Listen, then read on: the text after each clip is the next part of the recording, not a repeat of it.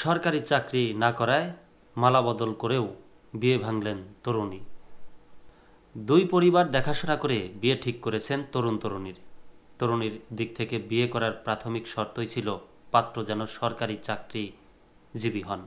কথাবার্তা পাকা হওয়ার পর বিয়েতে সম্মতিও দিয়েছিলেন তিনি। 4 হাত এক করতে দুজনে পৌঁছে যান বিয়ের পিঁড়িতে। কিন্তু মালাবদলের পরেই হঠাৎ তরুণী জানান যে পাত্র তার পছন্দ নয়। তৎক্ষণাৎ বিয়ে ভেঙে দেন তিনি। পাত্র সরকারি চাকরি না করায় পাত্রীর এমন সিদ্ধান্ত। উত্তরপ্রদেশের ফারুকাবাদে জেলায় এই ঘটনাটি ঘটেছে। পাত্র পেশায় ইঞ্জিনিয়ার। ছত্তিশগড়ের বলামপুরের বাসিন্দা তিনি। পাত্রের পরিবার কনৌজ একটি বাড়ি ভাড়া করে থাকেন।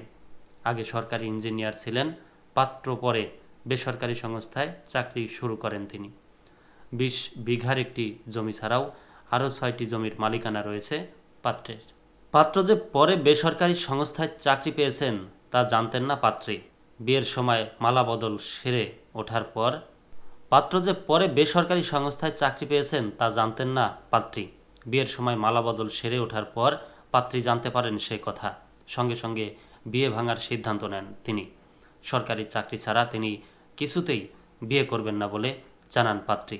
কনেপক্ষের সঙ্গে পাত্রপক্ষের আলোচনা হয়। এমনকি কনেপক্ষকে বেতনের নথিও দেখান পাত্র। জানা যায় প্রতি মাসে 1,20,000 টাকা বেতন পান তরুণ।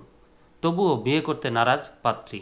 অবশেষে দুই পক্ষ মিলে সিদ্ধান্ত নেয় যে বিয়ের জন্য যাবতীয় যা খরচ হয়েছে তা সমান দুভাগ করা হবে। টাকা পয়সার হিসাব মিটিয়ে পাত্রী ছাড়াই ফিরে যায় বরপক্ষ। বেসরকারি চাকরিতে 1,20,000 টাকা বেতনের চাকরি করেন বা মাসিক স্যালারি। তারপরও পাত্রী বিয়ে করলেন না, একদম বিয়ের পিঁড়ি থেকে বিয়ে ভেঙে দিলেন। সরকারি চাকরির কি গুণ!